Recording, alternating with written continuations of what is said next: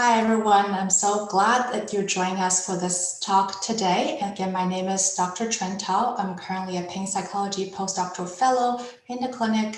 And I want to first extend gratitude for Dr. King for creating this platform for us to share different strategies of coping with pain. And thank you for Dr. Conrad for moderating this session today.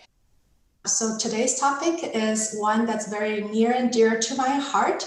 As we're all living through a pandemic, I think it's so relevant to talk about what our experiences living with pain during a pandemic and how we can find some strategies for us to cope through those experiences. So the topic for today is stepping out of the happiness trap, from pain to pandemic to a valued life. And first, I want to share that there's no financial disclosures I need to make was related to any content I share today.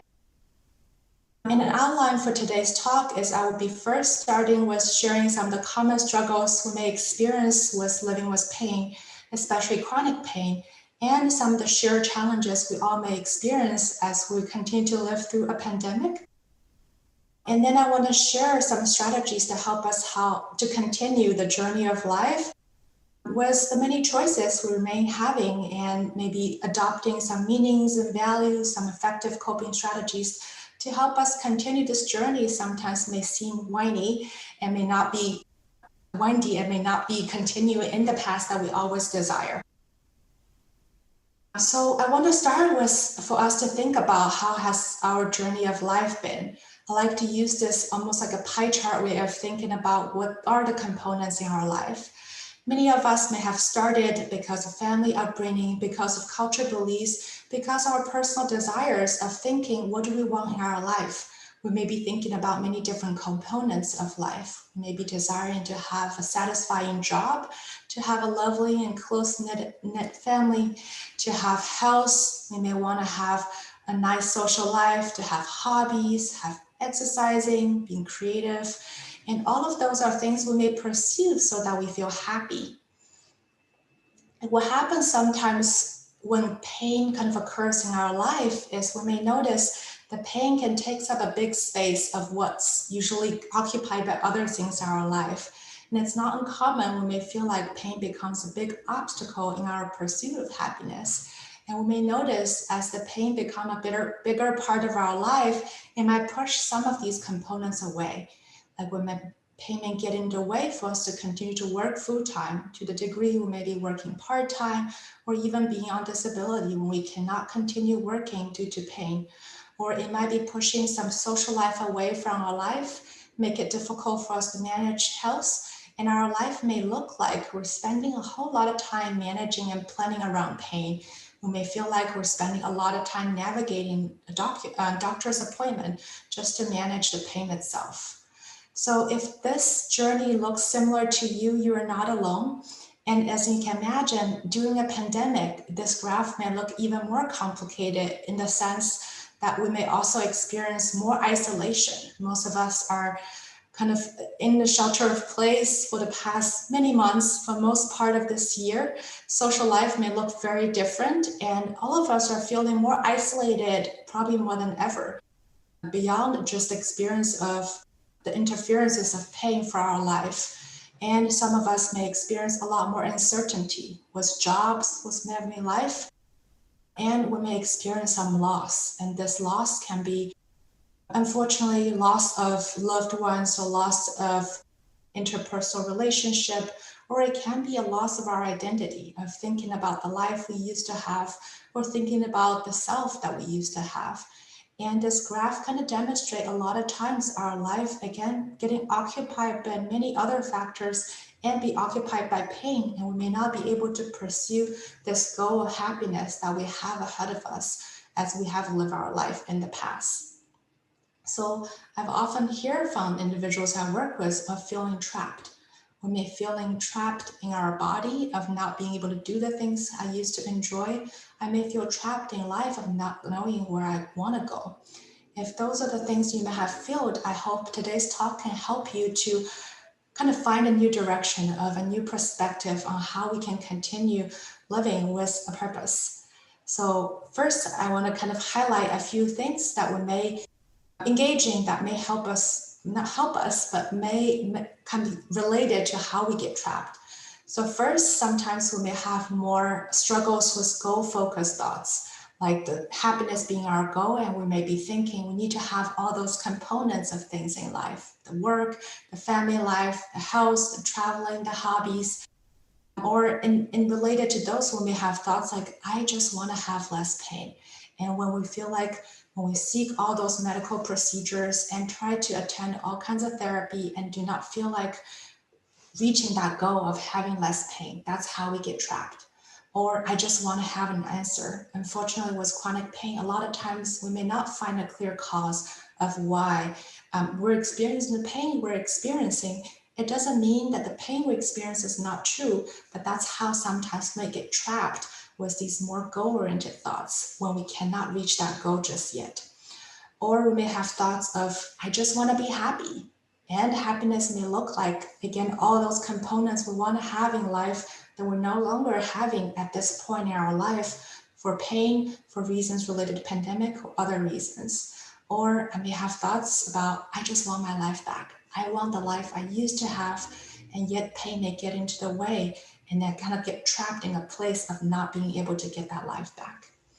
And some other ways we may get trapped could be we just don't want certain experiences, like certain unwanted experience, like sensations like pain, or unwanted feelings of feeling sad, of feeling anxious, feeling stressed. And the more we want to avoid them, sometimes the more we get trapped with these sensations or experiences. And sometimes because we have a very clear goal in our head, happiness, or I want to have a satisfying job, or I want to have less pain. And because that's the only thing we have our eyes on, we maybe become more inflexible. And because that's the only thing we see in life, the farther away we feel from that goal, the more likely we're trapped in where we're at. And in turn, we miss what else is going on and occurring in this journey of life. So I want to share on the left, right here is a model like we like to conceptualize of what are the factors that may be affecting our experience of pain. So there can be biological factors that may be related to our pain, but also there can be psychological factors and social factors. Some of them may be related to the things we discussed on the left, in terms of like the thoughts we may be having, the unwanted experiences. All of them may turn up the value of the pain we perceive. And then in turn that we feel more trapped in this cycle with pain. Whereas there's also opportunities and abilities and strategies we can adopt to navigate these psychological factors, these social factors that may help us to step out of the struggle. So here's what I want to focus on today is a few strategies to help us kind of get untrapped. So first I want to start with, let's think about like if happiness has been one of my goals for life, then what is happiness? Of course, all of us will have different definitions about what happiness means. And more often than not, we may want to conceptualize happiness as a sense of pleasure, gladness, or gratification. And many of you may have noticed, if we consider this conceptualization, happiness is often short-lived.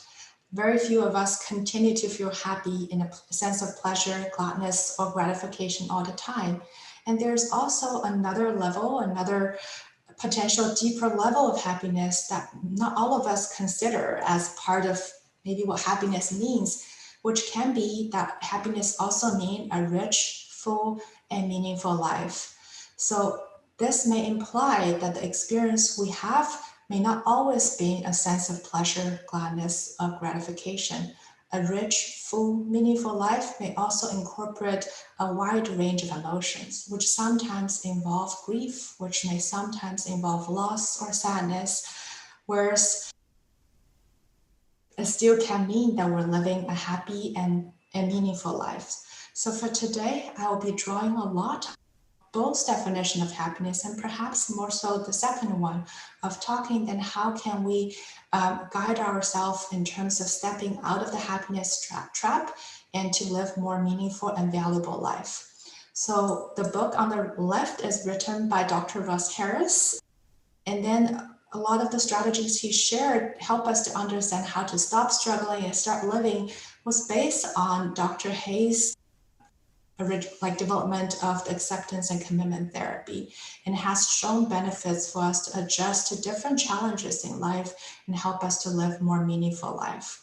And of course, within an hour of time that I won't be able to go into every details that you may be able to use to apply to your life. So I highlight a few components from this framework where we can help ourselves to understand how we may feel trapped, either in pursuit of happiness in the context of pain, and how can we step out of these struggles. And first, I want to go over there's a big difference between how we live a goal-oriented versus a value-oriented life. If we go back to this roadmap that I started us with, when we have a goal in mind, when we think about happiness, when we think about I want to have less pain, I want a clear diagnosis, this is the only thing we see. So it becomes very clear we may be going on this journey and just thinking about how far I am from this goal. A lot of times when we feel overwhelmed because we feel like I've tried all kinds of I've attended all these therapies, I still feel like I'm really far away from this goal. Or at times when we notice like the continued pursuit of goals, when we just get really frustrated. Are we there yet? Are we there yet? Why have I not feel happy yet? Why haven't I found a clear cause or a clear solution for my pain experience? What may happen is, unfortunately, sometimes things may not go as smooth. We may go on this path and unfortunately get into this loop. When we live a more value-oriented life, we may notice, okay, I get into this loop here. I may have had challenges of not being able to find a clear cause, but I stumbled upon physical therapy, for example, but then I find a way of engaging these exercises that at times help with my pain. So even though I'm still along this journey of trying, for example, finding a cause, a clear diagnosis of my pain, those who lead more of goal-oriented life may think, are we there yet? Are we there yet? I still haven't found a clear diagnosis yet. I'm so frustrated. Versus those who may have more of a value of learning, for example, or have values of like strengths or physical exercise, they may find engaging physical therapist has helped me to regain some strengths I've lost with pain. So that's a gain, even though I still feel really far away from goals. And similarly, for many of us, this journey may seem so long and windy, and we may go through many, even sometimes we may even not sure if we're still going in the direction toward those goals. But for those of us who think more about, can I pick up some things related to my value or related to meaning, we may have a different perspective life. Instead of thinking, am I there yet? Have I reached my goals yet? I may be able to appreciate more of the discoveries I may have along this journey of pursuing a goal. So the reason I'm sharing this graph and sharing the difference between those two is not necessarily saying, well, maybe we should give up on the goals in our life. Instead, what I encourage us is to think about, as part of our journey of pursuing goals, or as part of our life, what do you want more? Would you appreciate more of perhaps focusing on more what are the things that help us realizing our values, versus if we want to continue living the life that sometimes can be frustrating when we don't reach the goals. And with that, I want to kind of take us on a short detour, but I think it's so important to also recognize this other piece. And I like to share kind of this book written by Dr. Viktor Frankl on Man's Search for Meaning. It's a book that has personally touched me a lot. It's written by Dr. Frankl, who was a psychiatrist, but also survived the concentration camp in World War II.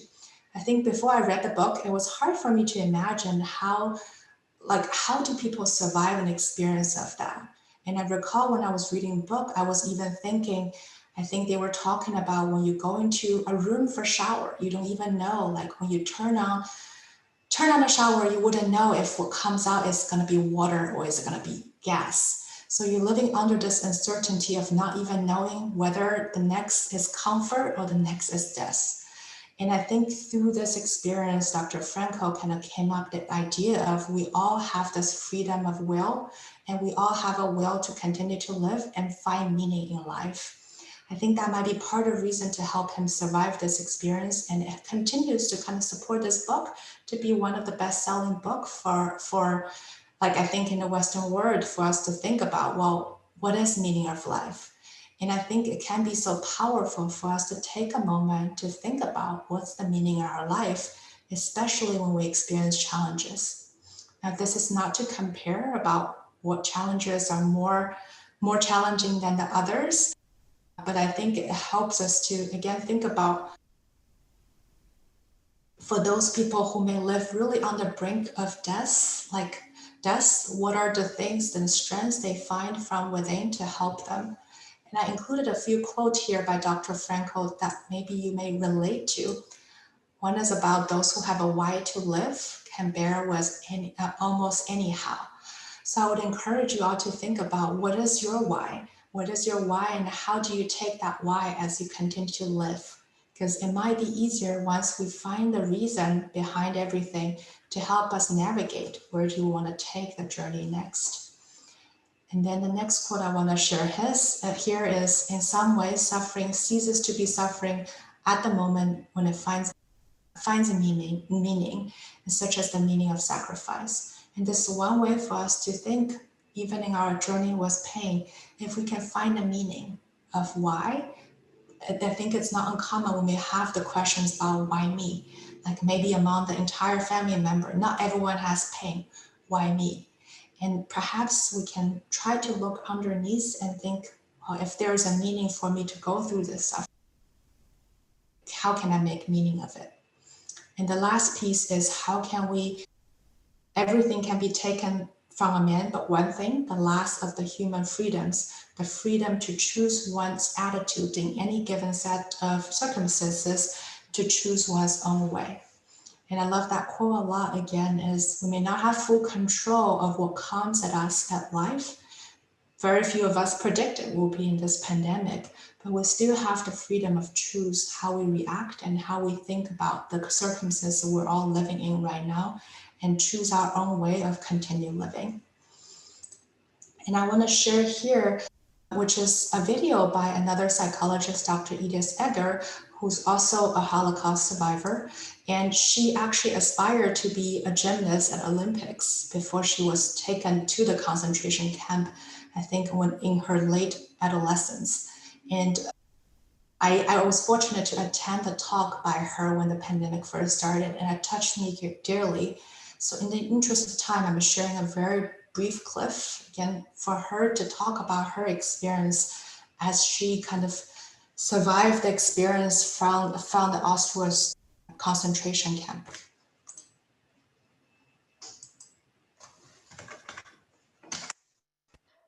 Auschwitz was a place for discovery and look within, but nothing came from without. Those were the discoveries that I can agree that discovering some things that I never thought was possible, the resilience, the perseverance, but most of all, finding hope in hopelessness, because everything has a spark in it, a gift in it.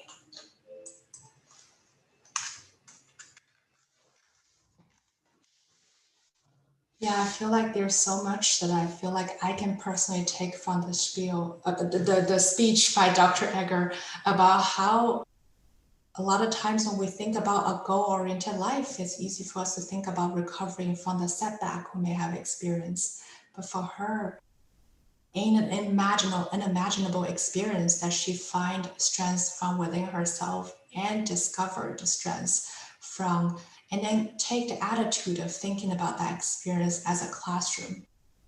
So I hope that you may find these clips and experiences, and hope that you may look into some books to read about this, and again to help us to seek what are the meaning of your life, which may look very different from person to person.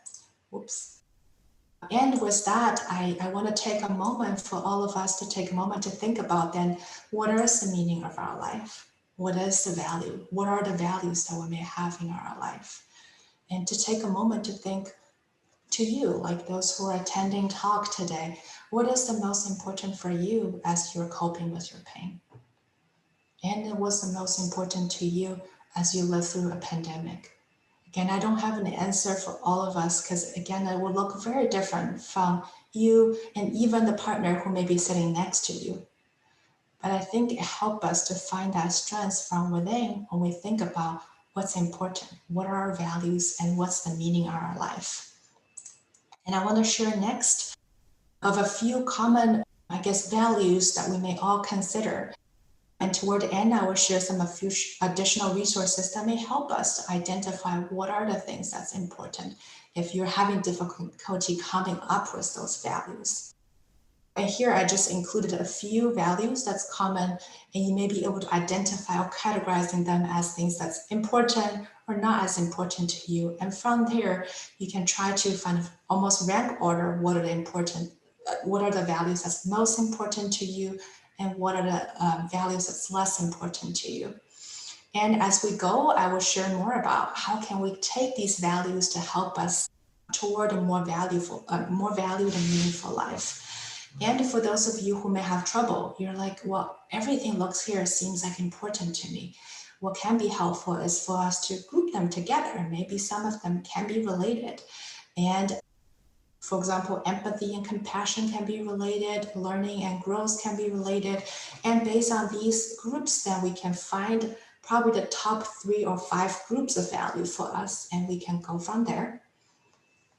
And with that, I want to introduce this ACT matrix, or the acceptance and commitment therapy matrix, where we can take use of the values and kind of put them into some sort of action. So here we kind of have 2 quadrants. We have this line on x-axis, whereas one direction is kind of toward our values and one direction is away from our values. And the values here can be your top value or top values, or in a given moment, the value that you find most important to you. So it can be the values that you just thought about that's most important for you as you cope with pain, and the value that's most important for you as you live through the pandemic, or as we're kind of preparing to chances are very different holiday season right now. And then so on the y-axis, on the bottom part is kind of our mental, our internal experiences, and the top part is our 5 senses and outside experience. And so as we think about these exercise axes, we'll see in each quadrant from the lower right here, when we think about internal experience toward our values, we may want to ask ourselves again, what is most important to you? The things you love, or the things you want more in your life? The thoughts and emotions and sensations that's internal for us that we want more of, that can help us gear toward the life that we value. And then on the other end of this spectrum is, well, the internal experience that may be taking us away from a valued life. So sometimes it can be the unwanted inner experience, like the thoughts and emotions and urges and memories that may take us away from the value we may have. And then moving on the top, then was the outside experience of 5 senses. It tend to be more behavioral focused. So how do we cope and respond to these unwanted inner experience that may take us away from our values? And what are some of the small actions that we can take that will move us toward our values? I know this may feel complicated at this moment, so I will give a few moments and I'll walk you through some examples of how we can make use of the ACT matrix to help us to identify, beyond the values we just kind of thought about, toward some actions, some things that we may be able to do or to identify to help us toward a more valued life. So we'll start here again on the lower left, the lower right quadrant. And this is kind of based on adapted case report I've read, as well as some personal experiences working with individuals and my personal experience too. All of those may not apply to all of you, but these may be some relatable examples. So some values that we may have that's in this internal experience that toward our values could be, I want to be active, or I want to be productive, or I want to be creative. I want to continue to be loving my family and my friends. I may want to take this moment to work toward my personal health or my personal well-being. I may be valuing self-care, or I may have the value of I want to be helpful for my community. And that could be my religious community, that could be my immediate community of where I live in, or it can be however the community that you identify with. So these are all things that's within my value, and the thoughts and the feelings that I may want to have that help me toward these values. And then with the internal experience or sensations I have that may take me away, it can be I don't want to have pain, and pain, when I have pain, when I perceive pain, they may take me away from the values we may have was loving families or being productive or working on my house, or the thoughts of, I think this may never end. The thought may be kind of taking me away from feeling hopeful, if that's one of my values. Or I may be blaming myself for the mistakes I've made, or blaming myself for things that may be beyond my control, or I could be blaming others for how I got to the current circumstances. Or maybe having worries, lots of worries about when the pain will come back again, or having fear about, well, what if I go outside and pain flares up and I won't be able to continue?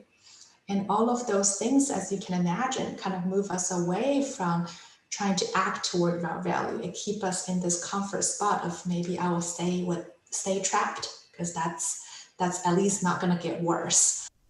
Or we may have feelings about, I feel powerless or hopeless, useless or worthless. And all those feelings tend to drive us away from the value, because we don't feel as empowered to be able to take an action to work toward our values.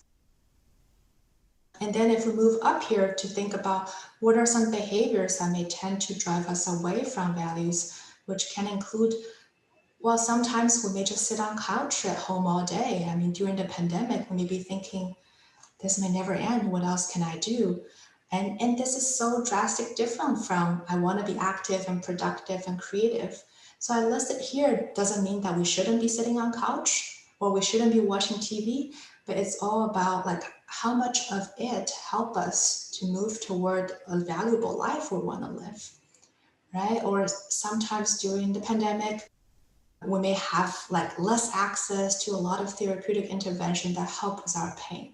Physical therapists become virtual. I don't have access to acupuncture. I may be taking more medications, or I may be even drinking alcohol more. And all of them likely is not going to help us toward the goal of being more productive, or to focus on our self-care. So that's why I listed here in one of those quadrants. Or we can get irritable, like especially when there's a pain flare up, we may snap at our partner, our spouse, or our family, later regret it. And that's something that often is commonly away from the value of us being this loving husband, wife, or loving family member. Or we may be avoiding social situations. Too many of us, it gave us an excuse during the pandemic of I won't be able to see friends anyways. But then recognizing, like, does avoiding social situations, or does avoiding making plans for life or making plans with others in your life, does that help you gear toward, work toward, or away from your values? And then on the right side, if you think about the things we may be able to do, a small action that help us move toward our values, it can be like modified ways that we can engage in to bring us some pleasure, to take care of ourselves, like working on a painting, or a lot of people pick up crocheting, perhaps during the pandemic, or start painting again, or trying to do coloring, because those are things we can still be capable of doing at home. Or we may change the way of social interactions to be contacting our family and friends virtually. And since I want to be active, I may still try to exercise regularly, but that looks very different, because I may not go to the gym anymore.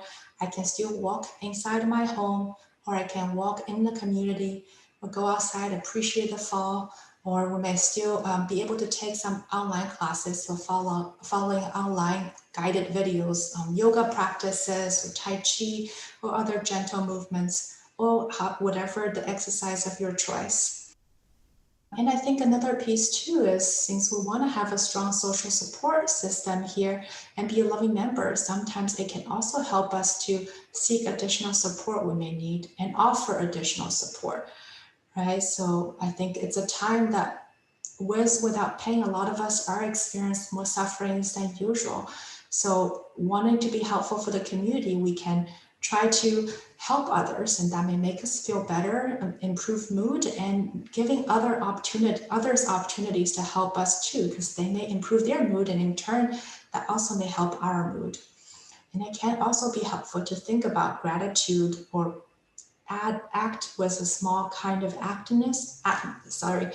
act of kindness, and to help with our, kind of improve our mood. We may be wanting to watch some funny videos and just have a laugh. It's okay to still have pleasure and enjoyable toward our self-care goals, and then help those in need. And for many of us, it could be continue working during this time and providing services for others. This is definitely not an exhaustive list of things that may be able to go into the ACT matrix. And I encourage you all to take the time to think about how would you fill this ACT matrix. And the way I fill this out is more kind of individual based on, but for those of us who really value community, we can also think about how we can fill these matrix in the sense about what means the most toward my values for my community. And all of this is to provide us a sense of flexibility of when we are in challenge, we can adapt this matrix. It doesn't have to be always the same. We can use it as an in general practice, or we can think about in any given moment, maybe thinking about tomorrow, like what are the things I want to do? Or if I experience the pain flare up, how does this matrix may look like? And all of that's to foster a sense of flexibility to help us step out of the struggle with pursuing any particular goal, but brainstorming what are the things I can think about, the emotion I can feel about, the act I can take toward working toward a value. And it doesn't always mean that I achieve something as if I'm achieving a goal, but as long as I'm working toward those values I have in life, I think that often creates a sense of empowerment and a sense of meaning. So at this time, you may pause and think, well, does it mean that it will just be simple and easy from now on? I just work toward moving toward my values at all times? Well, I think it's not as cut and dry as we may have this question, and there's many times in our life we may make choices. And as often as we may want to work toward our values, there might be times you may make a different choice, right? So I think it would look different from time to time, and I really hope this gives us a framework of thinking. And also our values can vary from time to time. They're not always the same. Thinking about what you value growing up as a kid versus how you're thinking right now, or maybe what your values will be moving forward in different stages of life, it can look very different. And the things and the actions and choices we take will be very different. So all of this is, I would encourage you to take this framework to think about, again, what choice you would make. When we think about this matrix, you always have the options of which direction you can go. And I know it's a simplified way of thinking. There's always one way toward value, one way away value. There could be one way toward a particular group of value, one way toward a different group of value. But this all provides us a guidance of how we identify things that help us to live the most valuable life and to make those choices. And then I want to move forward to think, well, maybe some of you may have questions about, I'm still not sure how to cope with those unwanted experiences, such as pain and sadness, like those things in the lower left quadrant. So then I want to remind you, like we talk about, sometimes the struggle involves that we want to avoid some of the unwanted experiences. So I want us to take a pause here, because I think with the ACT matrix, we think a lot about, well, what can I go from here? I want to make a decision, I want to make a plan, I want to take an act.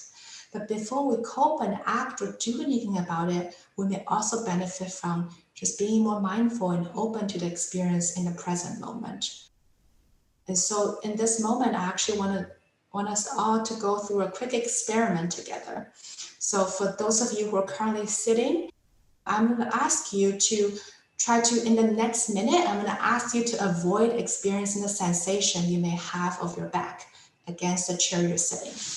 So anytime you just notice the sensation of your back against the chair, regardless of what that sensation is, I want you to say no in your mind to those sensations. So take a pause here. So anytime, as now you're paying attention to it, you can keep your eyes open or keep your eyes closed.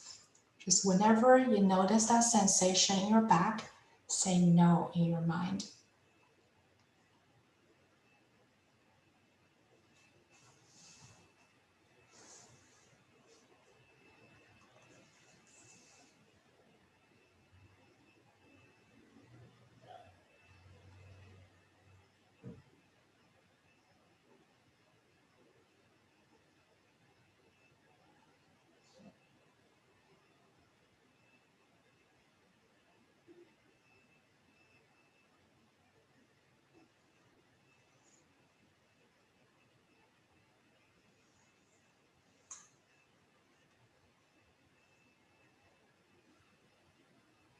Okay, our time is up.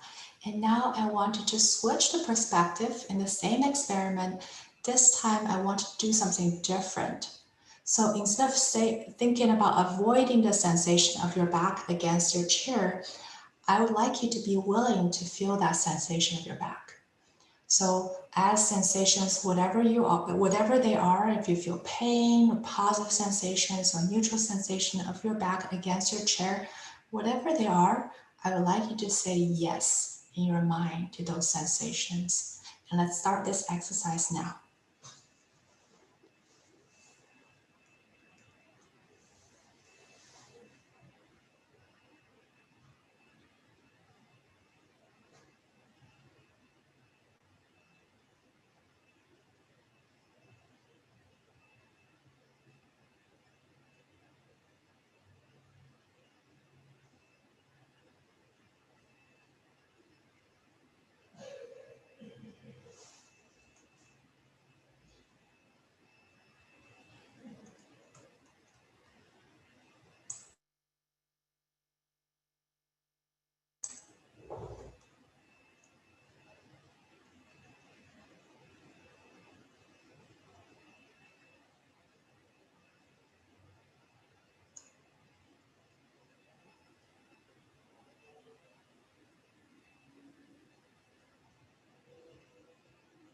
Okay, our time is up.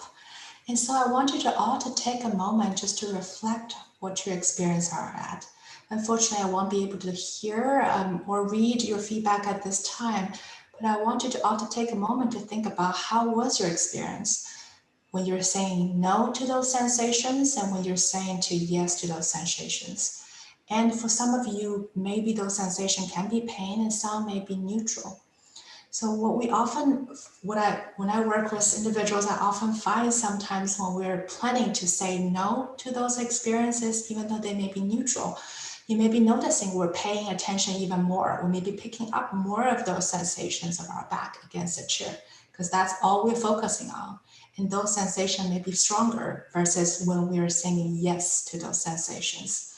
And this sensation of yes, or this attitude of yes, doesn't mean like, yes, I'm so glad I'm feeling my back, but more so it's a sense of being willing to this experience, be open and willing to feel those sensations. So sometimes for individuals who may feel like maybe I'm not feeling the sensation of my back as often when I say yes, or those sensations are not as strong.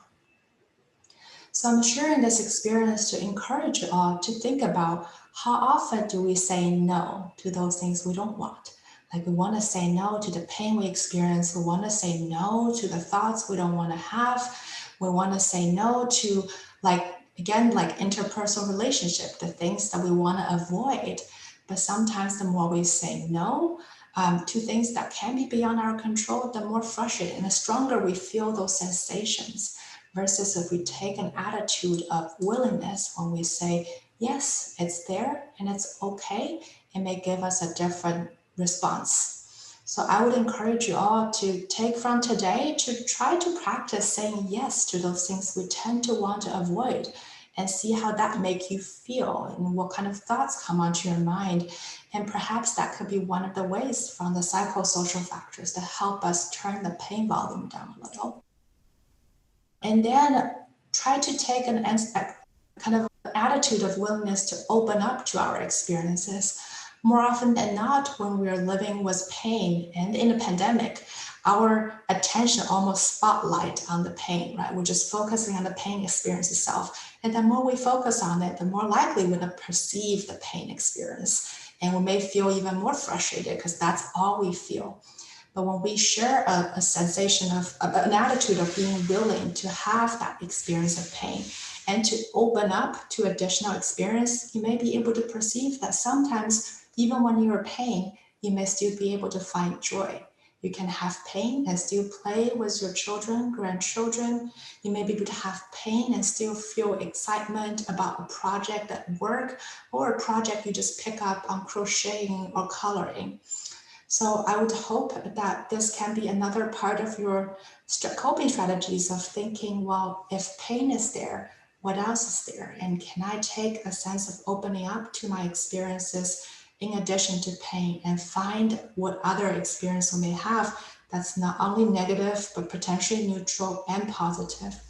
And as related to this, I feel like I have to mention about mindfulness exercise and mindfulness perspective, actually. So it's actually an attitude toward life. And of course, I'm not going to go into all the details about its philosophical roots, but I like to introduce this concept of mindfulness as not often conceptualized as exercise to help us relax, but more so an attitude, like a way that we pay attention intentionally to the present moment, and more importantly, non-judgmentally, because a lot of times we want to push away those negative experiences and keep the positive one. But the attitude of mindfulness is actually recognizing we can have all kinds of different experiences in life.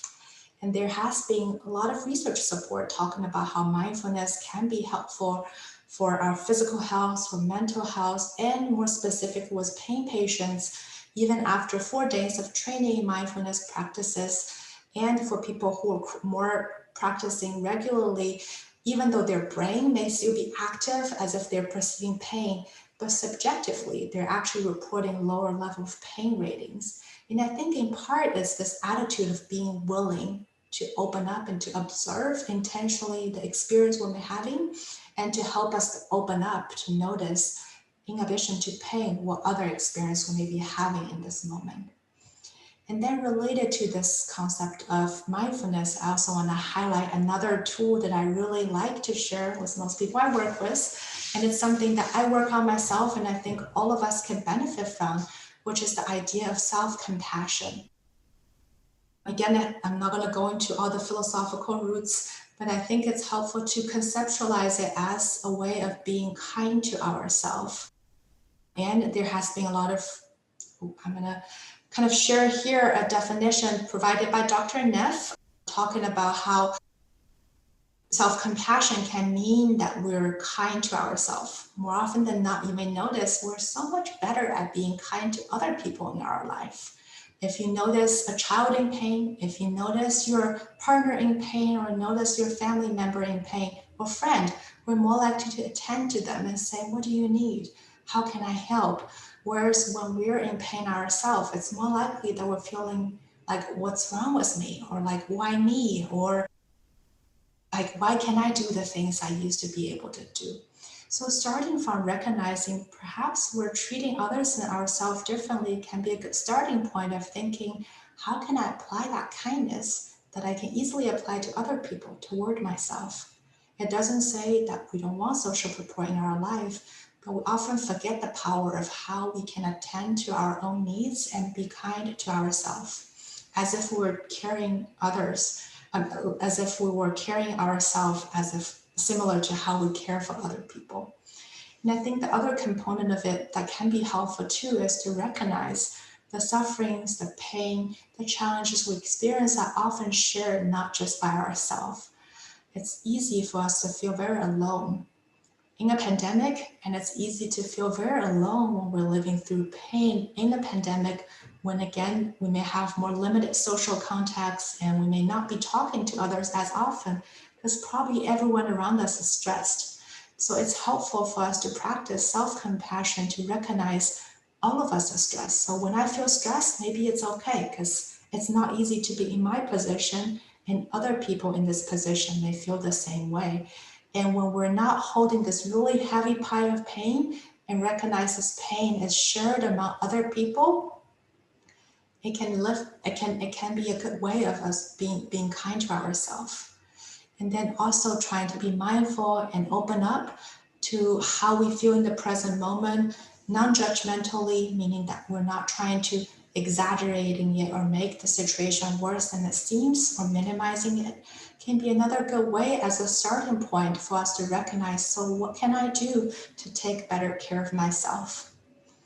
So research has found that people who have greater self-compassion tend to be happier, tend to be more optimistic, more motivated, and less likely to be distressed or anxious and depressed. And they're less likely to think about worst case scenario as related to pain or experience notable pain interferences. And the good news is self-compassion can improve. Self-compassion is also similar like an exercise we want to do, like we train our muscles to grow. The more we practice, the easier it becomes. So the ways that we can try to practice self-compassion can be, let's think about how you would treat a dear friend or child, or create a self-compassion break. Whenever we're in a moment of challenges, we might want to start with recognizing that as an opportunity to be kind to ourselves and to normalize that, again, based on shared experiences. What I'm feeling right now is understandable because others feel that way too. And then try to extend some kind words to ourselves, like, may I accept myself, may I be kind to myself, may I stay strong, or using some kind touches like putting our hand above our heart, above our stomach, or give ourselves a hug, or having some kind acts toward ourselves, like taking a break from work, or ordering takeout for tonight because I don't feel like cooking. And we can also try to practice loving kindness meditation. And I really like this quote on the right, to saying that we cannot pour from an empty cup. And with pain, it's so often we may feel like our cup is often drained. We feel tired, we don't have as much energy. And it's hard to think about, I want to spend more energy doing things I value in my life. So this might be a good opportunity for us to think about, can I refill my cup so I have more energy to pour and into the things that I value in life. And so now I want to share this kind of stop meditation, I think, in a good way of kind of tying everything I've shared so far together. So it's a meditation exercise we can practice on the go when we're recognizing there's a choice point or a time where we can make a decision about which direction we want to go.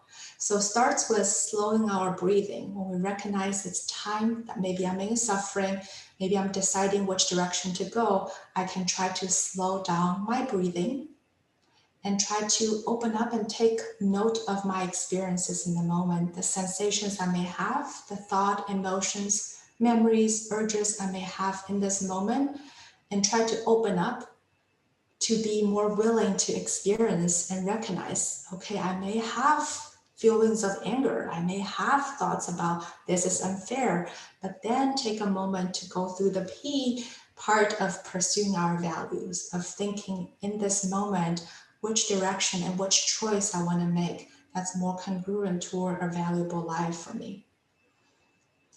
I know I shared a lot of information, and so the last part is I want to highlight that this is a framework that Dr. Harris, as you recall earlier, the author of The Happiness Trap, talk about how we can all take a valued action to face COVID, how we can focus on what's in our control, to acknowledge our thoughts and feelings, try to come back to recognize how we feel in our body, to engage what we're doing, and then take a committed action of the things that move toward our values, to open up our experiences to our values, and more importantly, identify resources that you may have available. And I love you all are part of this talk today, because this is one of the free resources available to you all.